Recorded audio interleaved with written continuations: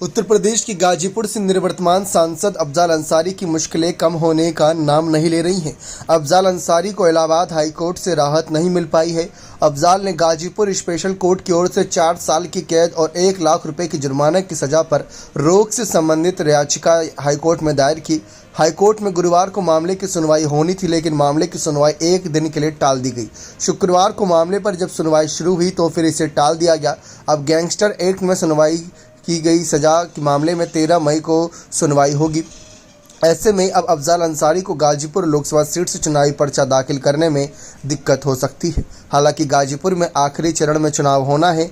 इससे पहले Allahabad high court में गुरुवार को गाजीपुर के सांसद अफजाल अंसारी को गैंगस्टर एक्ट में मिली सजा के खिलाफ दाखिल अपील पर सुनवाई नहीं हो सकी। जस्टिस संजय कुमार सिंह के समक्ष सुनवाई के दौरान बताया गया कि अफजाल अंसारी को मिली सजा बढ़ाने के लिए राज्य सरकार ने भी अपील दायर की है। इस संबंध में फाइल कोर्ट में नहीं पहुंच पाई। इस पर कोर्ट ने दोनों अपील के एक साथ शुक्रवार को सुनवाई के लिए पेश करने का निर्देश दिया था। भाजपा विधायक कृष्णनंद राय हत्याकांड को लेकर गाजीपुर के मोहम्मदाबाद थाने में अफजाल अंसारी के खिलाफ गैंगस्टर एक्ट के तहत केस दर्ज किया गया था। गाजीपुर लोकसभा सीट पर नामांकन दाखिल करने की आखिरी तिथि 14 मई है। 7 मई से नामांकन की प्रक्रिया शुरू होगी।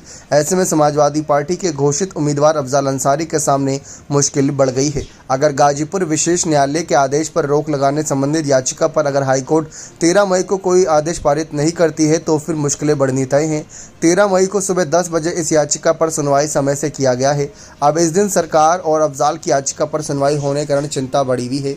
इलाहाबाद हाई कोर्ट 13 मई को सजा बढ़ाने के लिए सरकार की ओर से दाखिल गवर्नमेंट अपील पर अफजाल अंसारी की रिवीजन याचिका के साथ सुनवाई करेगी। हाईकोर्ट से राहत नहीं मिलने से अफजाल अंसारी चुनाव लड़ना मुश्किल हो गया।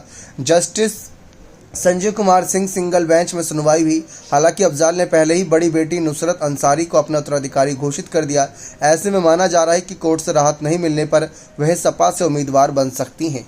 वहीं बहुजन समाज पार्टी गाजीपुर सीट को इतनी आसानी से अपने हाथ से नहीं जाने देगी, क्योंकि पिछले लोकसभा चुनाव में यहां से अफजाल अंसारी को ही बसपा ने अपने टिकट से चुनावी मैदान में उतार कर न सिर्फ उनको जीत दिलाई, बल्कि यहां से 5 साल तक उन्होंने अपना सांसद सफर भी तय किया। अब जिस तरीके से अफजाल अंसारी को लेकर माहौल बना हुआ है, कहा जा सकता है कि अफजाल अंसारी का चुनाव लड़ना बड़े खतरे में है। ऐसे में अफजाल चुनाव नहीं लड़ेंगे तो फिर उनकी बेटी अगर नुसरत चुनाव लड़ती है तो ये उनका पहला चुनाव होगा। राजनीतिक एक्सपीरियंस उन्हें ज़्यादा है नहीं, जिस वजह से यहाँ पर गाजीपुर से बसपा प्रत्याशी की जीत को लेकर काफ़ी कुछ यहाँ पर चर्चाएं रह सकती हैं। अब देखा जाए तो गाजीपुर से न सिर्फ बसपा बल्कि भाजपा भी चुनावी मैदान में है, जिसकी वजह से यहाँ पर कुल मिलाकर रणनीतियों के आधार पर देखा जाए तो काफ़ी हद तक बसपा, सपा और भाजपा में यहाँ पर त्रिकोणीय मुकाबला देखने को मिलेगा। मुख्तार अंसारी की भतीजी और अफजाल की बेटी नुसरत के चुनाव प्रचार में उतरने से भी यहाँ पर सिलसिला शुरू हो चुका है। मंदिर मस्जिद जाकर यहाँ पर समर्थकों को जुटाने का काम करें, जिससे कि यहाँ पर उनकी जीत हो सके। लेकिन इतना आसान काम नहीं है, मुश्किलें हैं काफ़ी सारी। लेकिन गाजीपुर की पॉलिटिक्स में ये नया मोड़ आया है, जिसकी वजह से कहा जा सकता है कि बसपा यहाँ पर बड़ा खेल कर सकती है।